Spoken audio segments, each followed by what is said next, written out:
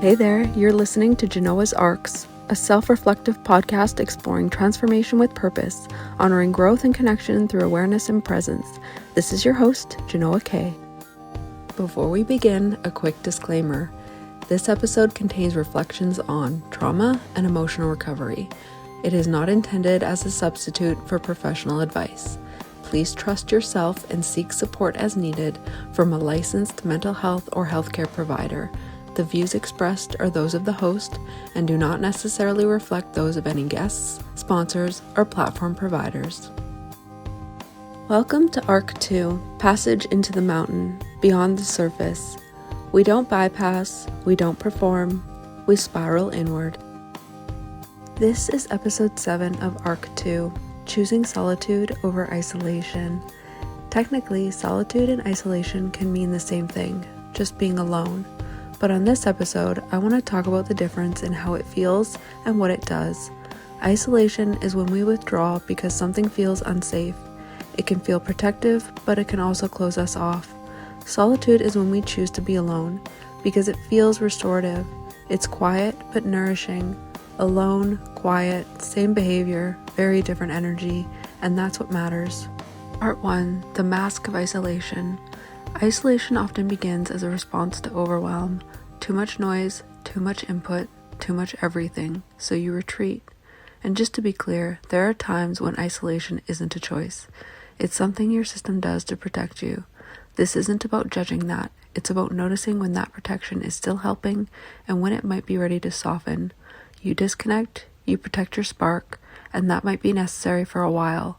But if that quiet becomes your default, it can turn into a wall instead of a window. You stop sharing, you stop reaching, you start believing your work, maybe even you, don't belong anywhere. Now you're alone, not by choice, but by fear. Part 2, The Power of Solitude. Solitude, on the other hand, is chosen. It's soft, intentional, sacred. It's the kind of quiet that restores your rhythm, where you can hear yourself again, not because you're hiding, but because you're remembering. Solitude is a spiral inward that eventually opens back outward. It's composure, not confinement. Let's pause together and take a breath.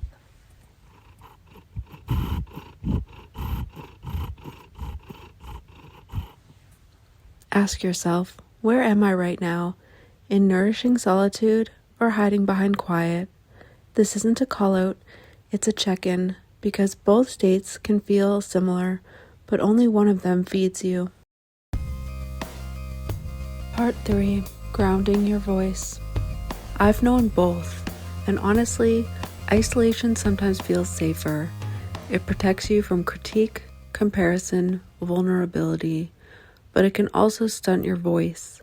Solitude, though, it grounds your voice. It gives it soil. It helps you spiral deeper inward, to create and to share again when you're ready. Part 4, Closing Reflection.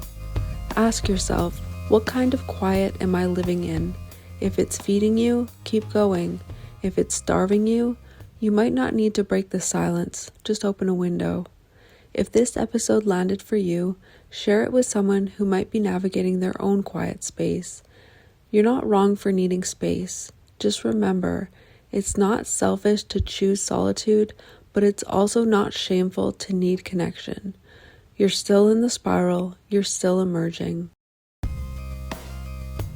On the next episode, we'll explore the first subtle cracks of light, the small, quiet moments where change begins to emerge, even in the depths. How do we recognize them, and how do they guide the spiral forward? Until next time, take good care. This space is supported by listener contributions and occasional sponsors. If you found value in today's episode and would like to help sustain this work, you'll find ways to do so in the show notes. It's always optional and deeply appreciated.